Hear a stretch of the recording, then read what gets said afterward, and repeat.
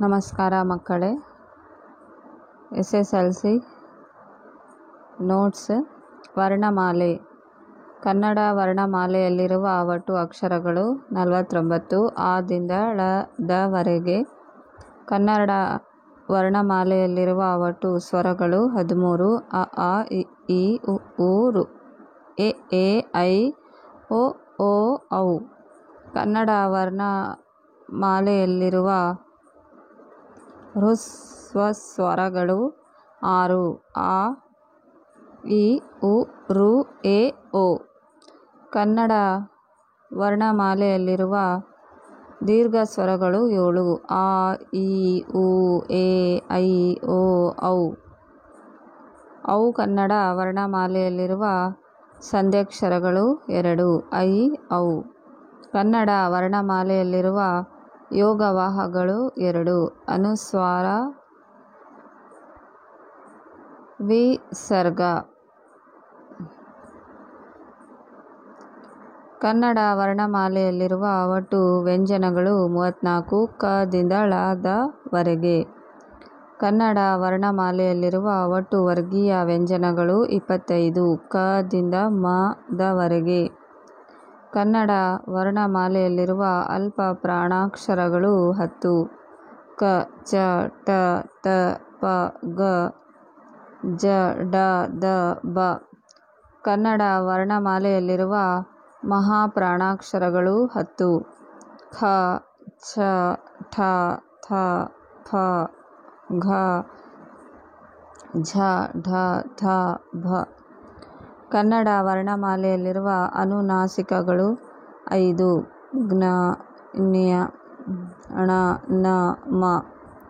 ಕನ್ನಡ ವರ್ಣಮಾಲೆಯಲ್ಲಿರುವ ಒಟ್ಟು ಅವರ್ಗೀಯ ವ್ಯಂಜನಗಳು 9 ಯ ರ ಲ ವ ಶ ಷ ಸ ಹ ಳ.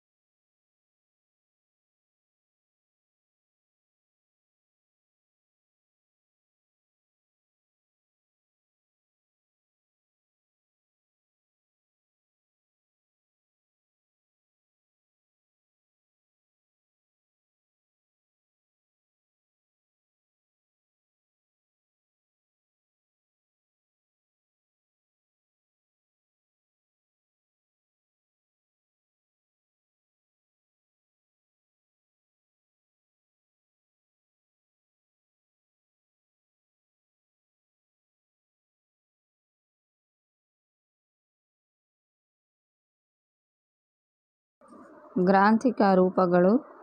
ಹೀಂಗ ಹೀಗೆ, ಮ್ಯಾಗ ಮೇಲೆ.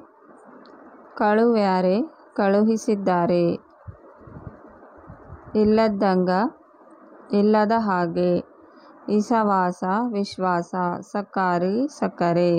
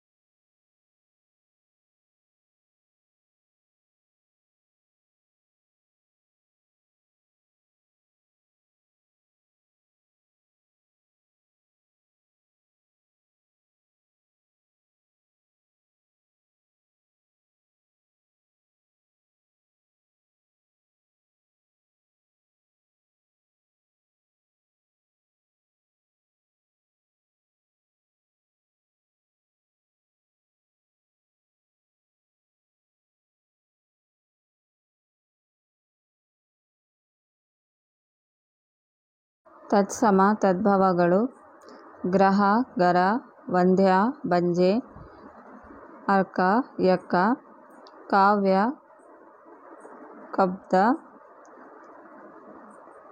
ದೃಷ್ಟಿ ದಿಟ್ಟಿ ವಂಶ ಬಂಚ ಕುಠಾರ ಕೊಡಲಿ ಪಾದುಕ ಹಾವುಗೆ ಕಾರ್ಯ ಕಜ್ಜ ತಪಸ್ವಿ ತವಸಿ ಸಂಧ್ಯಾ ಸಂಜೆ ಸಂದೇಹ ಸಂದೇಯ ಯಶ ಜಸ ಪಟ್ಟಣ ಪತ್ತಣ ಯುಗ ಜುಗ ವ್ಯಾಪಾರಿ ಬೇಹಾರಿ ಕೋಕಿಲ ಕೋಗಿಲೆ ಯುದ್ಧ ಜುದ್ಧ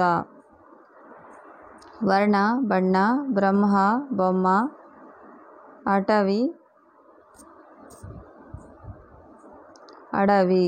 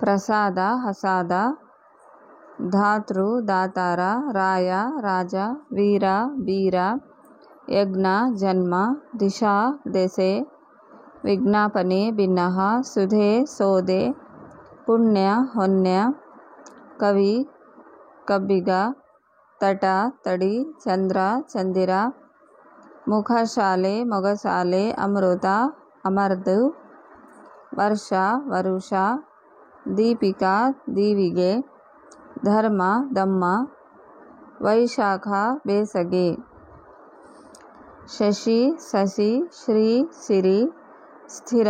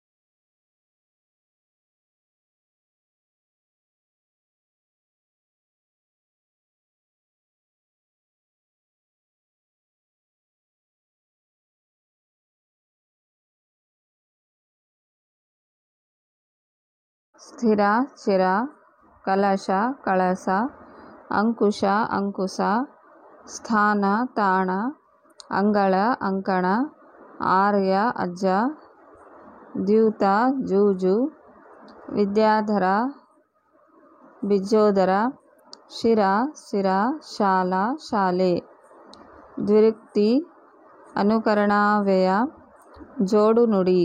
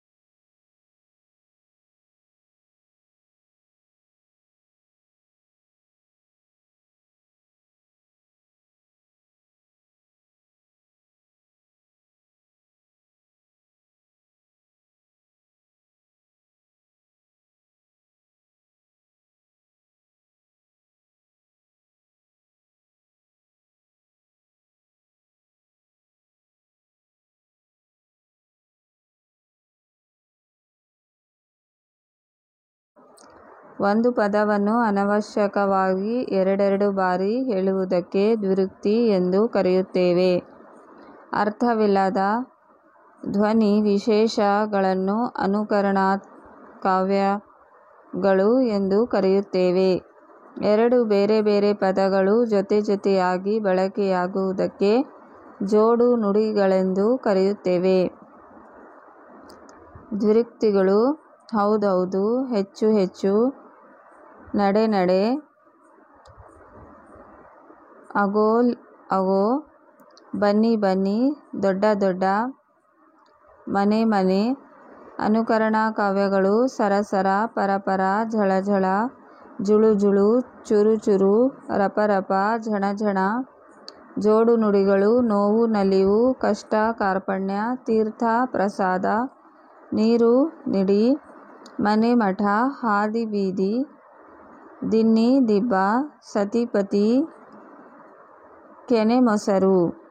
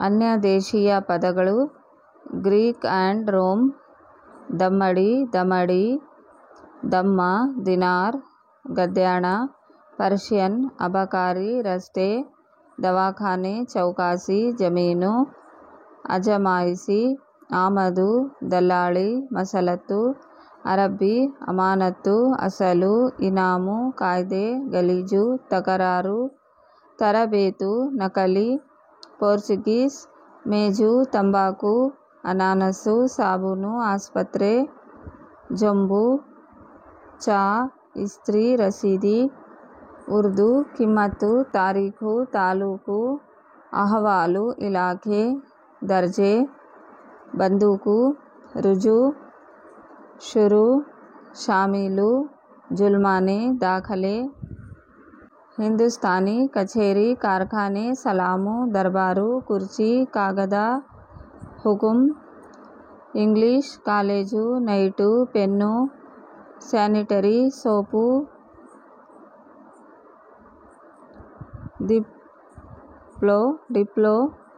ಡಿಪ್ಲೊಮಾ, ಬ್ಲಾಕ್ಔಟ್, ಡಾಕ್ಟರ್, ರೀಜೆಂಟ್,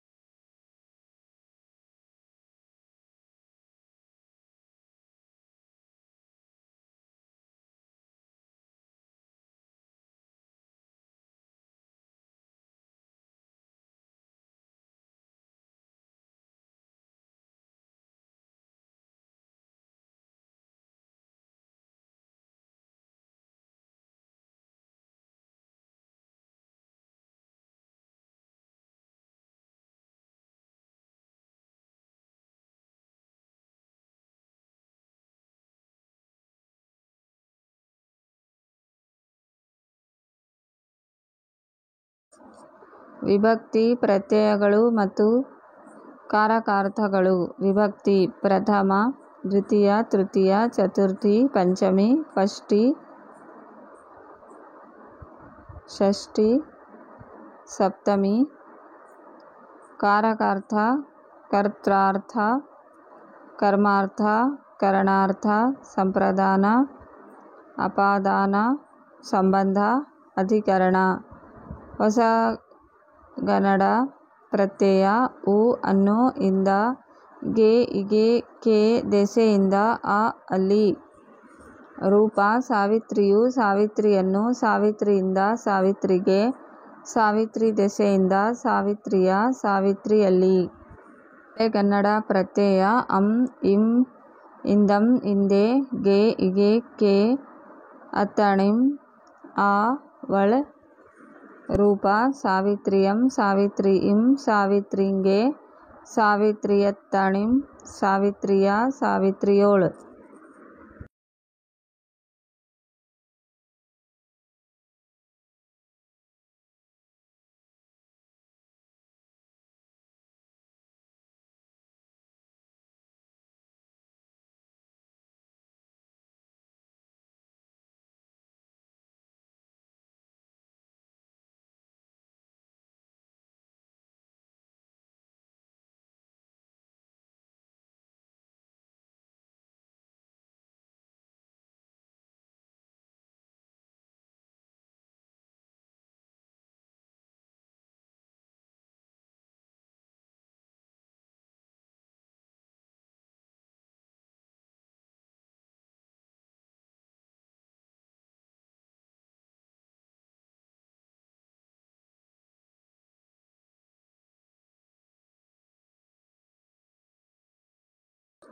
ಸಂಧಿಗಳು ಲೋಪಸಂಧಿ, ಆಗಮ ಸಂಧಿ, ಆದೇಶ ಸಂಧಿ, ಸುವರ್ಣ ದೀರ್ಘ ಸಂಧಿ, ಗುಣಸಂಧಿ, ವೃದ್ಧಿ ಸಂಧಿ, ಯಶ್ ಸಂಧಿ, ಜಸ ಸಂಧಿ, ತೃಪ್ತ ಸಂಧಿ ಅನುನಾಸಿಕ ಸಂಧಿ. ಊರೂರು ಬಲ್ಲೆನೆಂದು ಮಾತಂತು ಸಂಪನ್ನರಾದ ಇರುಳಳಿದು ತೆರೆದಿಕ್ಕುವ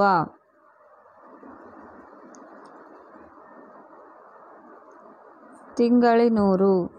ಆಗಮ ಸಂಧಿ ಕೈಯನ್ನು ಮಳೆಯಿಂದ ಶಾಲೆಯಲ್ಲಿ ಮರವನ್ನು ಮಗುವಿಗೆ ವೇದಿಯಲ್ಲಿ ಭೇದವಿಲ್ಲ. ಆದೇಶ ಸಂಧಿ ಮಳೆಗಾಳ ಮೈದೂರು ಬೆಂಬತ್ತು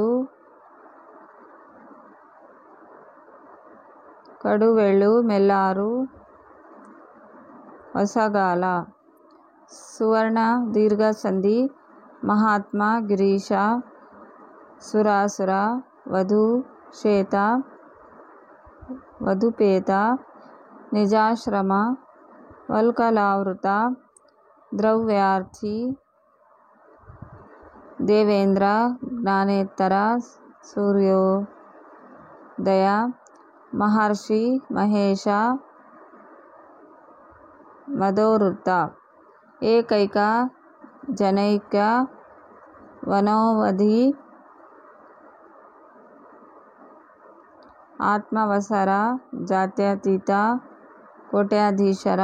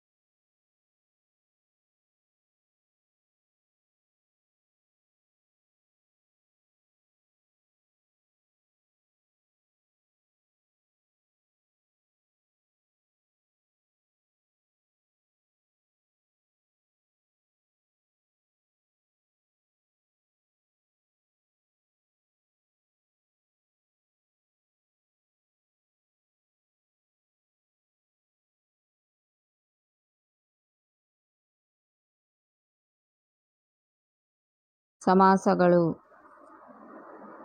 ತತ್ಪುರುಷ ಸಮಾಸ ಕರ್ಮಭಾರೆಯ ಸಮಾಸ ದ್ವಿಗು ಸಮಾಸ ಕ್ರಿಯಾ ಸಮಾಸ ಗಮಕ ಸಮಾಸ ಅಂತಿ ಸಮಾಸ ದ್ವಂದ್ವ ಸಮಾಸ ಬಹುವೀಣೆ ಸಮಾಸ. ಬೆಟ್ಟದಾವರೆ ತಲೆನೋವು ಇಮ್ಯಾವ್ರು ಮೇಲ್ತಾತು ಹೊಸಗನ್ನಡ ಮೂಗಾವುದ ಮುಕ್ಕಣ್ಣು ಸಪ್ತ ಸ್ವರಗಳು ಸಪ್ತ ವ್ಯಸನಗಳು ಮೈಮುಚ್ಚು ಕಣ್ಮರೆ ಕಂಗೆಡು ಕಷ್ಟ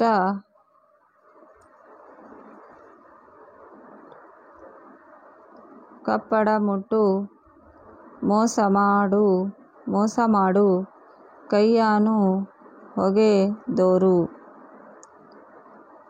ಆ ಕಲ್ಲು ಈ ಬೆಕ್ಕು ನೇಯ್ದ ವಸ್ತ್ರ ಅಂಗೈ ಹಿಂದಲೆ ಕದಗಣ್ಣು ಮುಂಗೈ ನಡುರಾಶಿ ಗಿರಿ ವನ ದುರ್ಗಗಳು ಕರಿರಥ ತುರಗ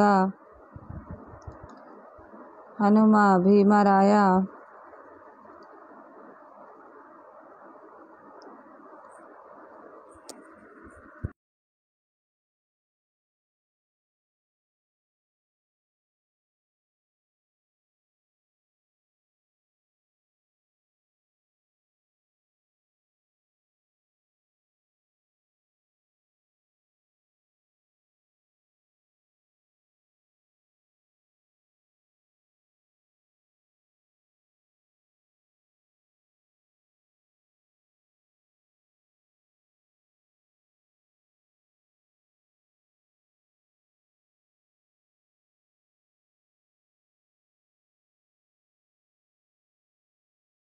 ಕಂಠಪಾಠದ ಪದ್ಯಗಳು 4 ಅಂಕಗಳು.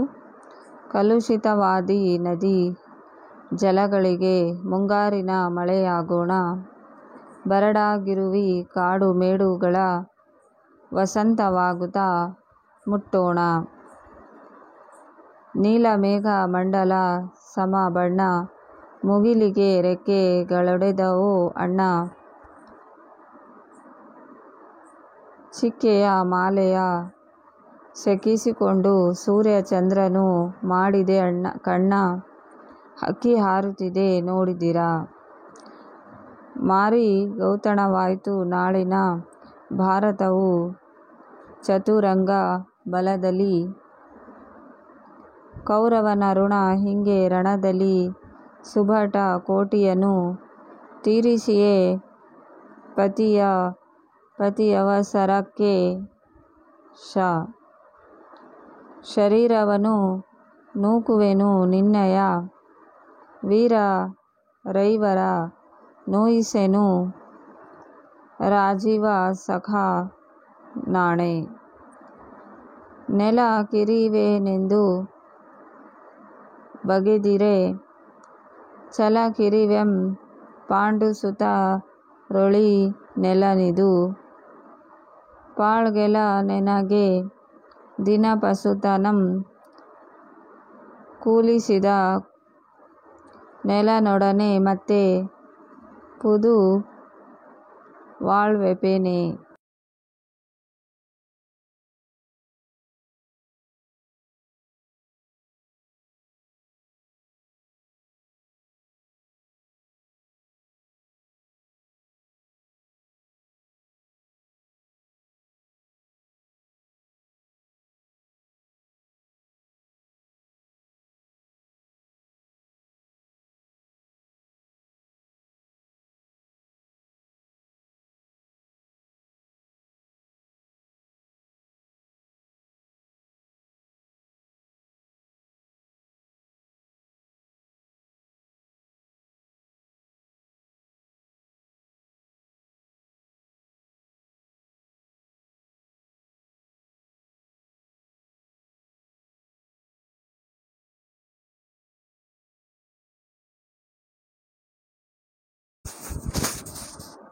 ಹಸುರಾಗಸ ಹಸುರು ಮುಗಿಲು ಹಸುರು ಗದ್ದೆಯ ಬಯಲು. ಹಸುರಿನ ಮಲೆ ಹಸುರು ಕಣಿವೆ ಹಸುರು ಸಂಜೆಯಿ ಬಿಸಿಲು.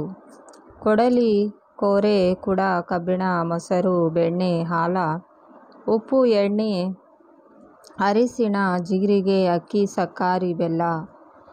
ಗಂಗಳ ಚರಗಿ ಮಂಗಳ ಸೂತ್ರ ಹೋದವು ಬೀಸು ಕಲ್ಲ. ಹಾಳಾಗಿ ಹೋಯಿತು ಅತ್ತು ವರ್ಣಿಸಿ ಹೇಳಲಿ ನಾನೆಷ್ಟ.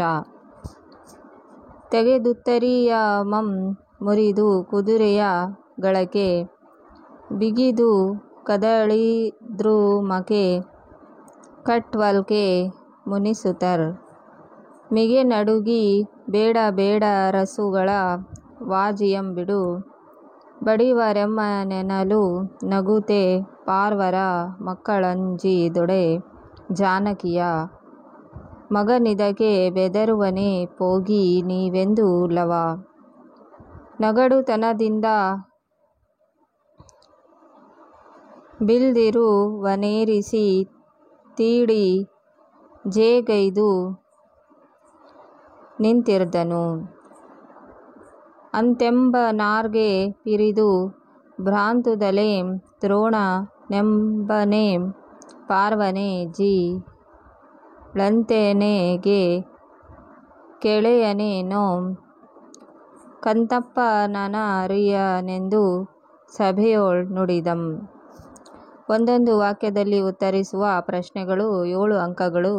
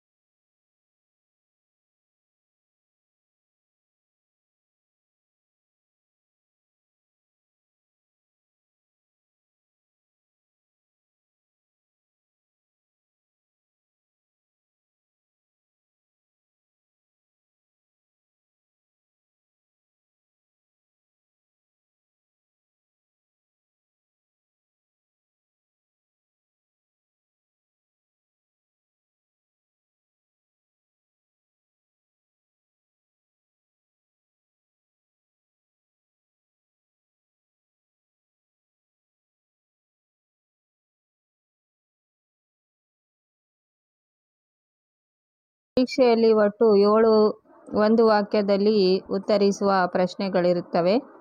ಇವೆಲ್ಲವನ್ನು ರೂಢಿ ಮಾಡಿಕೊಂಡರೆ 7 ಅಂಕಗಳು ಬರುತ್ತವೆ. ಮೊದಲನೇದು, ಭಾಷೆ ಯಾವುದಕ್ಕೆ ಸಾಧನವಾಗಿದೆ?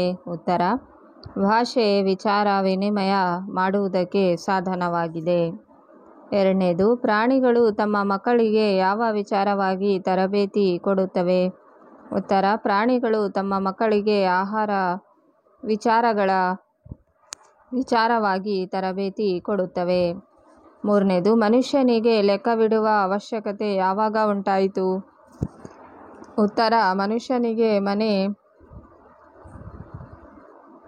ಕಟ್ಟಿಕೊಂಡು ಒಂದು ಕಡೆ ನೆಲೆಸಿದಾಗ ಲೆಕ್ಕವಿಡುವ ಅವಶ್ಯಕತೆ ಉಂಟಾಯಿತು. ನಾಲ್ಕನೇದು, ಎಣ್ಣೆ ತುಪ್ಪದ ಮಿಶ್ರಣ ಬೇಡವೆಂದು ಹೇಳಿದವರು ಯಾರು? ಉತ್ತರ: ಎಣ್ಣೆ ತುಪ್ಪದ ಮಿಶ್ರಣ ಬೇಡವೆಂದು ಹೇಳಿದವರು ನಯಸೇನ ಕವಿ. ಐದನೇದು, ಕನ್ನಡಕ್ಕೆ ಪರ್ಷಿಯನ್ ಶಬ್ದಗಳು ಯಾವಾಗ ಬಂದವು? ಉತ್ತರ: ಕನ್ನಡಕ್ಕೆ ಪರ್ಷಿಯನ್ ಶಬ್ದಗಳು ಮಹಮ್ಮದೀಯರ ಆಡಳಿತದ ಕಾಲದಲ್ಲಿ ಬಂದವು. ಆರನೇದು, ಭಗವದ್ಗೀತೆಯನ್ನು ರಚಿಸಿದವರು ಯಾರು? ಉತ್ತರ: ಭಗವದ್ಗೀತೆಯನ್ನು ರಚಿಸಿದವರು ವೇದವ್ಯಾಸರು. ಏಳನೇದು, ಹುಲಿಗೆ ಪರಮಾನಂದವಾಗಲು ಕಾರಣವೇನು? ಉತ್ತರ: ಹುಲಿಗೆ ಶಾನುಭೋಗರ ಶರೀರವನ್ನು ನೋಡಿ ಪರಮಾನಂದವಾಯಿತು.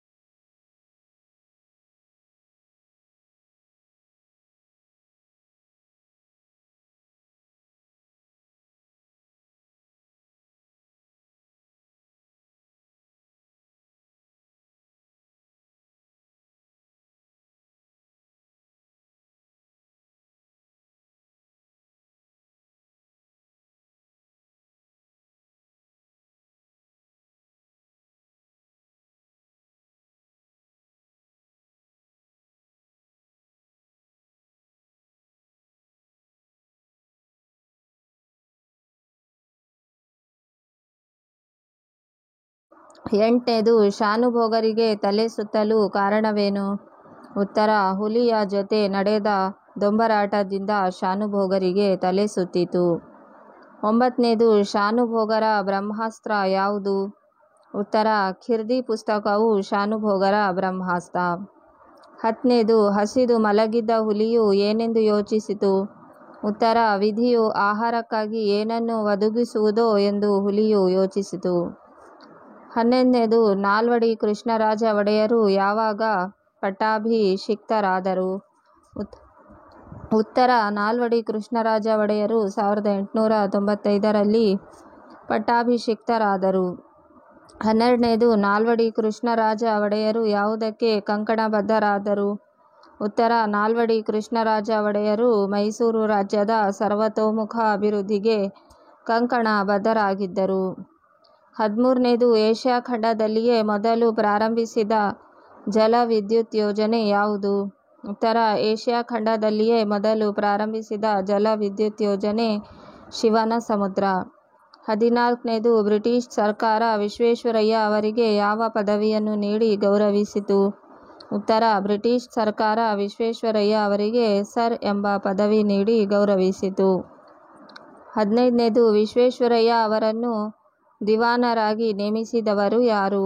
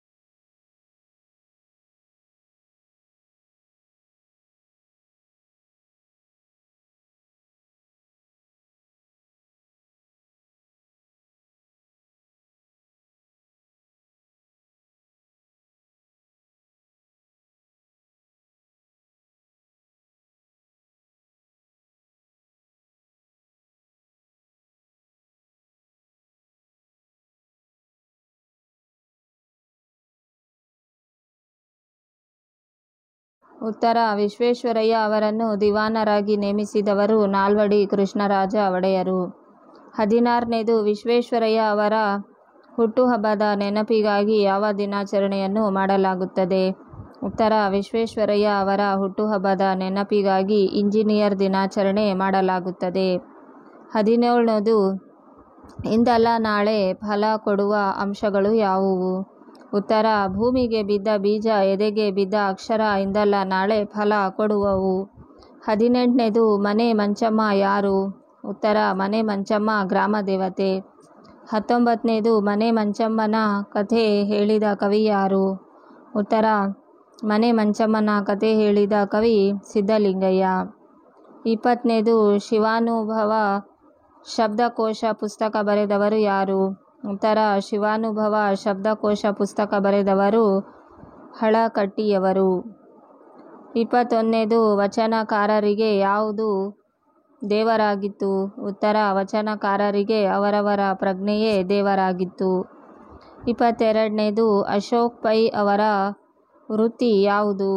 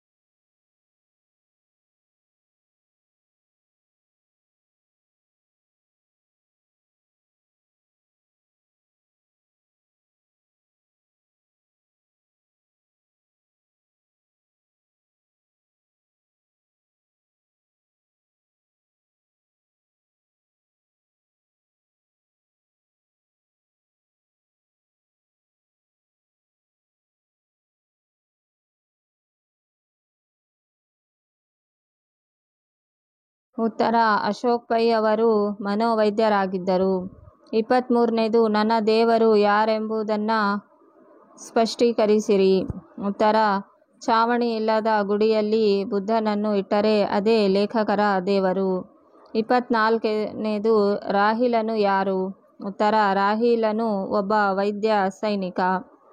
25ನೇದು, ರಾಹಿಲನು ತುರ್ತು ಪರಿಸ್ಥಿತಿ ನಿರ್ವಹಣೆಗೆ ಭದ್ರವಾಗಿ ಹಿಡಿದುಕೊಂಡಿದ್ದೇನು? ಉತ್ತರ: ರಾಹಿಲನು ತುರ್ತು ಪರಿಸ್ಥಿತಿ ನಿರ್ವಹಣೆಗೆ ಔಷಧ ಮತ್ತು ಶಸ್ತ್ರಚಿಕಿತ್ಸಾ ಸಾಮಾನುಗಳ ಪೆಟ್ಟಿಗೆಯನ್ನು ಭದ್ರವಾಗಿ ಹಿಡಿದುಕೊಂಡಿದ್ದನು. 26ನೇದು, ಗಡಿ ಪ್ರದೇಶಗಳಲ್ಲಿ ಬ್ಲಾಕ್ ಔಟ್ ನಿಯಮವನ್ನು ಏತಕ್ಕಾಗಿ ಪಾಲಿಸಲಾಗುತ್ತದೆ? ಉತ್ತರ: ಗಡಿ ಪ್ರದೇಶಗಳಲ್ಲಿ ರಾತ್ರಿಯ ವೇಳೆ ವಿಮಾನದ ದಾಳಿಯಿಂದ ತಪ್ಪಿಸಿಕೊಳ್ಳಲು ಬ್ಲಾಕ್ಔಟ್ ನಿಯಮವನ್ನು ಪಾಲಿಸಲಾಗುತ್ತದೆ. 27ನೇದು, ರಾಹಿಲನು ಮುದುಕಿಯ ಎದುರಿಗೆ ನುಡಿದ ಗಂಭೀರವಾದ ಮಾತು ಯಾವುದು? ಉತ್ತರ: ನಾನು ಯುದ್ಧ ಮಾಡುವ ಮೂರ್ಖರ ಕಡೆಯವನಲ್ಲ, ಸಂಕಷ್ಟಕ್ಕೀಡಾದ ಮನುಷ್ಯರ ಕಡೆಯವನು ಎಂದನು. 28ನೇದು, ಯುದ್ಧದ ಬಗ್ಗೆ ಮುದುಕಿಯು ಏನೆಂದು ಗೊಣಗಿಕೊಂಡು ಬಾಗಿಲು ತೆಗೆದಳು?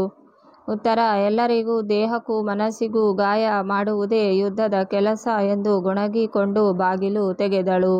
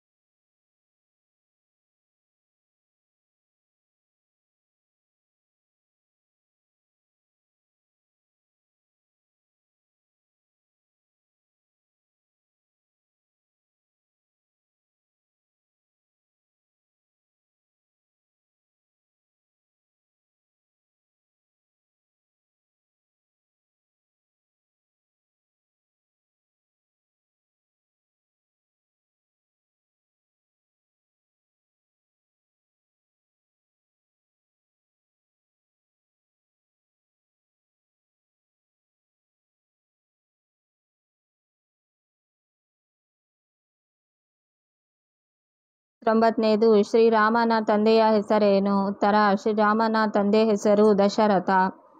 30ನೇದು ಶ್ರೀರಾಮನಿಗೆ ಸಮರ್ಪಿಸಲು ಶಬರಿ ಏನನ್ನು ಸಂಗ್ರಹಿಸಿದ್ದಳು? ಉತ್ತರ ಶ್ರೀರಾಮನಿಗೆ ಸಮರ್ಪಿಸಲು ಶಬರಿ ಹೂ, ಹಣ್ಣು, ತಳಿರು ಸಂಗ್ರಹಿಸಿದ್ದಳು. 31ನೇದು ಮತಂಗಾಶ್ರಮದಲ್ಲಿ ವಾಸವಿದ್ದ ತಪಸ್ವಿನಿ ಯಾರು? ಉತ್ತರ ಮತಂಗಾಶ್ರಮದಲ್ಲಿ ವಾಸವಿದ್ದ ತಪಸ್ವಿನಿ ಶಬರಿ. 32ನೇದು ರಾಮ ಲಕ್ಷ್ಮಣರಿಗೆ ಮತಂಗಾಶ್ರಮಕ್ಕೆ ಹೋಗಲು ಸೂಚಿಸಿದವರು ಯಾರು? ಉತ್ತರ ರಾಮ ಲಕ್ಷ್ಮಣರಿಗೆ ಮತಂಗಾಶ್ರಮಕ್ಕೆ ಹೋಗಲು ಸೂಚಿಸಿದವರು ಧನು ಎಂಬ ರಾಕ್ಷಸ. 33ನೇದು ಲಂಡನ್ನಿನ ಪೇಟೆಯಲ್ಲಿರುವ ಸ್ಟೇಷನರಿ ಅಂಗಡಿಯ ಹೆಸರು ಏನು? ಉತ್ತರ ಲಂಡನ್ನಿನ ಪೇಟೆಯಲ್ಲಿರುವ ಸ್ಟೇಷನರಿ ಅಂಗಡಿ ಹೆಸರು ಊಲವರ್ಥ. 34ನೇದು ನೆಲ್ಸನ್ ಅವರ ಮೂರ್ತಿ ಇರುವ ಸ್ಥಳದ ಹೆಸರು? ಉತ್ತರ ನೆಲ್ಸನ್ ಅವರ ಮೂರ್ತಿ ಇರುವ ಸ್ಥಳದ ಹೆಸರು ಟ್ರಾಫಲ್ಗಾರ್ ಸ್ಕ್ವೇರ್. 35ನೇದು ವೆಸ್ಟ್ ಮಿನಿಸ್ಟರ್ ಅಬೆ ಯಾರ ಸ್ಮಾರಕವಾಗಿದೆ? ಉತ್ತರ ವೆಸ್ಟ್ ಮಿನಿಸ್ಟರ್ ಅಬೆ ಸತ್ತವರ ಸ್ಮಾರಕವಾಗಿದೆ. 36ನೇದು ಆಂಗ್ಲ ಸಾಮ್ರಾಜ್ಯದ ವೈಭವ ಕಂಡುಬರುವ ಓಣಿ ಯಾವುದು? ಉತ್ತರ ಆಂಗ್ಲ ಸಾಮ್ರಾಜ್ಯದ ವೈಭವ ಕಂಡುಬರುವ ಓಣಿ ಚೇರಿಂಗ್ ಕ್ರಾಸ್.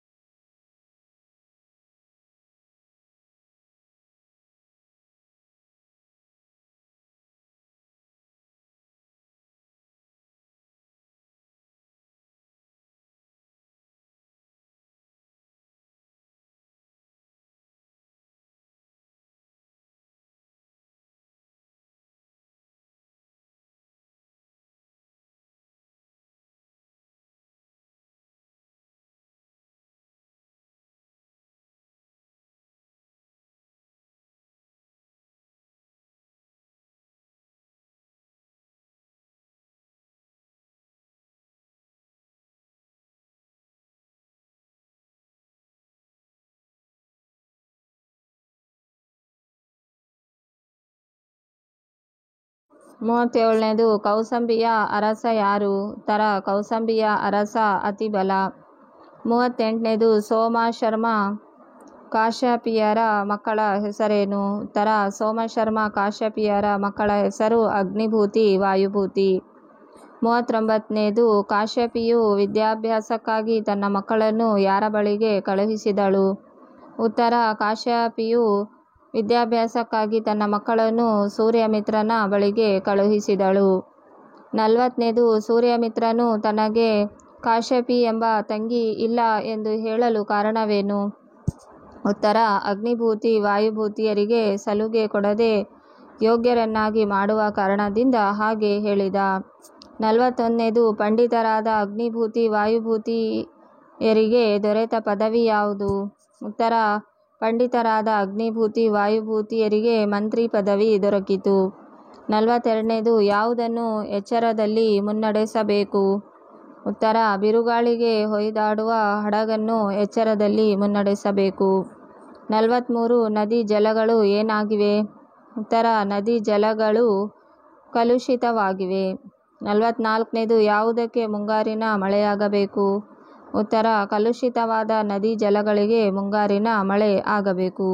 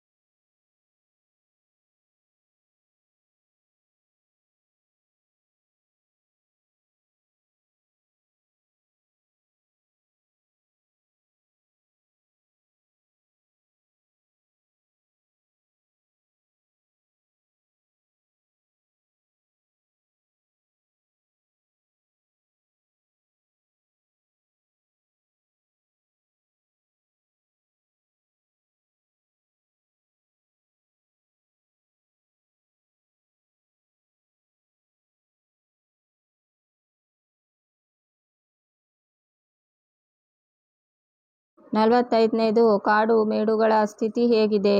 ಉತ್ತರ: ಮತಗಳೆಲ್ಲವೂ ಪಥಗಳು ಎನ್ನುವ ಹೊಸ ಎಚ್ಚರದಲ್ಲಿ ಬದುಕಬೇಕಿದೆ. 46 ಹಕ್ಕಿಯು ಯಾವ ವೇಗದಲ್ಲಿ ಹಾರುತ್ತಿದೆ? ಉತ್ತರ: ಹಕ್ಕಿಯು ಕಣ್ಣು ಮುಚ್ಚಿ ತೆಗೆಯುವುದರೊಳಗೆ ಗಾವುದ ವೇಗದಲ್ಲಿ ಹಾರುತ್ತದೆ.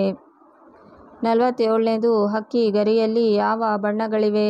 ಉತ್ತರ: ಹಕ್ಕಿ ಗರಿಯಲ್ಲಿ ಬಿಳಿ ಹೊಳೆ ಬಣ್ಣಗಳಿವೆ. 48ನೇದು ಹಕ್ಕಿಯ ಕಣ್ಣುಗಳು ಯಾವುವು? ಉತ್ತರ: ಹಕ್ಕಿಯ ಕಣ್ಣುಗಳು ಸೂರ್ಯ ಮತ್ತು ಚಂದ್ರರು. 49ನೇದು ಹಕ್ಕಿಯು ಯಾರ ನೆತ್ತಿಯನ್ನು ಕುಕ್ಕಿದೆ? ಉತ್ತರ: ಹಕ್ಕಿಯು ಸಾರ್ವಭೌಮರ ನೆತ್ತಿಯನ್ನು ಕುಕ್ಕಿದೆ. 50ನೇದು ಹಕ್ಕಿಯು ಯಾರನ್ನು ಹರಸಿದೆ? ಉತ್ತರ: ಹಕ್ಕಿಯು ಹೊಸಗಾಲದ ಹಸು ಮಕ್ಕಳನ್ನು ಹರಿಸಿದೆ.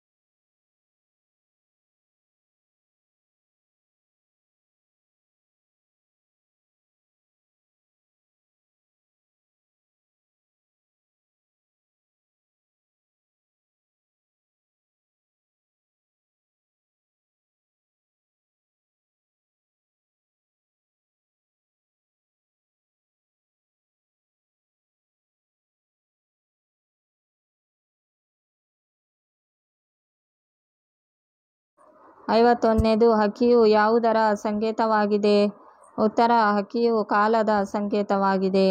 52ನೇದು ಹಕ್ಕಿಯ ಚುಂಚಗಳು ಎಲ್ಲಿಯವರೆಗೂ ಚಾಚಿವೆ? ಉತ್ತರ: ಹಕ್ಕಿಯ ಚುಂಚಗಳು ದಿಗ್ಮಂಡಲಗಳ ಅಂಚಿನವರೆಗೂ ಚಾಚಿವೆ. 53ನೇದು ಶ್ರೀಕೃಷ್ಣನು ಕರ್ಣನನ್ನು ರಥದಲ್ಲಿ ಹೇಗೆ ಕೂರಿಸಿಕೊಂಡನು? ಉತ್ತರ: ಶ್ರೀಕೃಷ್ಣನು ಕರ್ಣನನ್ನು ರಥದಲ್ಲಿ ಮೈದುನತನದ ಸರಸವನ್ನು ಎಸಗಿ ಕೂರಿಸಿಕೊಂಡನು. 54ನೇದು ಅಶ್ವಿನಿ ದೇವತೆಗಳ ವರಬಲದಿಂದ ಜನಿಸಿದವರು ಯಾರು? ಉತ್ತರ: ಅಶ್ವಿನಿ ದೇವತೆಗಳ ವರಬಲದಿಂದ ಜನಿಸಿದವರು ನಕುಲ ಮತ್ತು ಸಹದೇವರು. 55 ನಿಮಗೆ ನಮಸ್ಕರಿಸಿ ಹೋಗಲು ಬಂದೆನಷ್ಟೆ ಎಂದು ದುರ್ಯೋಧನನು ಭೀಷ್ಮಾಚಾರ್ಯರಿಗೆ ಹೇಳುತ್ತಾನೆ. ಉತ್ತರ: ನಿಮಗೆ ನಮಸ್ಕರಿಸಿ ಹೋಗಲು ಬಂದೆನಷ್ಟೆ ಎಂದು ದುರ್ಯೋಧನನು ಯಾರಿಗೆ ಹೇಳುತ್ತಾನೆ? ಭೀಷ್ಮಾಚಾರ್ಯರಿಗೆ ಹೇಳುತ್ತಾನೆ. 56ನೇದು ದಿನಪಸುತ ಎಂದರೆ ಯಾರು? ಉತ್ತರ: ದಿನಪಸುತ ಎಂದರೆ ಕರ್ಣ. 57ನೇದು ಅಂತಕಾತ್ಮಜ ಎಂದರೆ ಯಾರು? ಉತ್ತರ: ಅಂತಕಾತ್ಮಜ ಎಂದರೆ ಧರ್ಮರಾಯ. 58ನೇದು ಛಲವನ್ನೇ ಮೆರೆಯುವುದಾಗಿ ನಿರ್ಧರಿಸಿದವರು ಯಾರು? ಉತ್ತರ: ಛಲವನ್ನೇ ಮೆರೆಯುವುದಾಗಿ ನಿರ್ಧರಿಸಿದವರು ದುರ್ಯೋಧನ.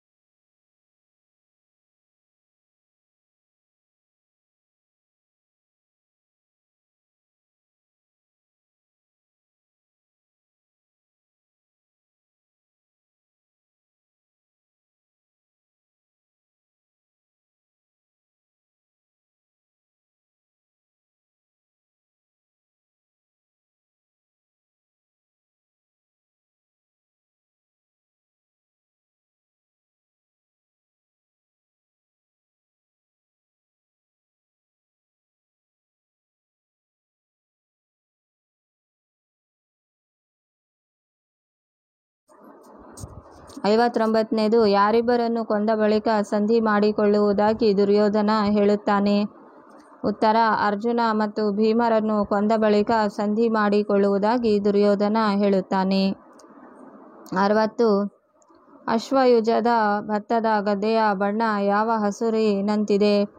ಉತ್ತರ: ಅಶ್ವಯುಜದ ಭತ್ತದ ಗದ್ದೆಯ ಬಣ್ಣ ಗಿಳಿಯ ಹಸುರಿನಂತಿದೆ. 6ನೇದು ಕವಿಯು ನೋಡಿದ ಅಡಕೆಯ ತೋಟ ಎಲ್ಲಿದೆ?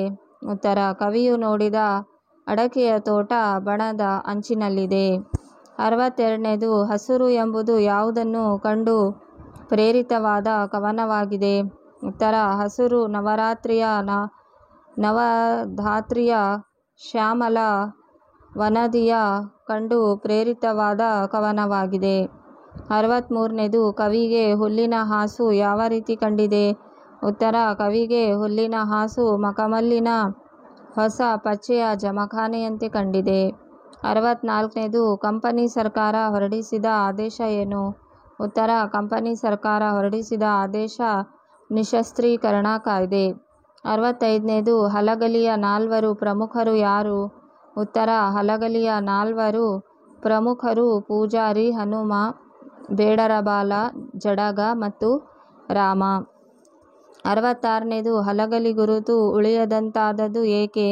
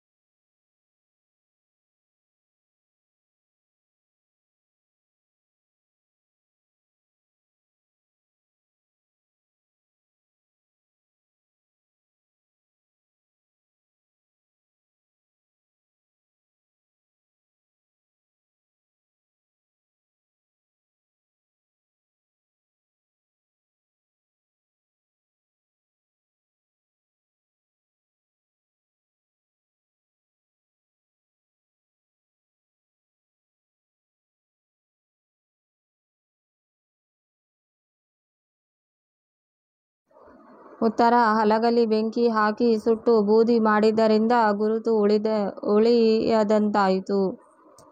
67ನೇದು ಹಲಗಲಿ ಗ್ರಾಮ ಎಲ್ಲಿದೆ? ಉತ್ತರ: ಹಲಗಲಿ ಗ್ರಾಮ ಇಂದಿನ ಬಾಗಲಕೋಟೆ ಜಿಲ್ಲೆಯಲ್ಲಿದೆ.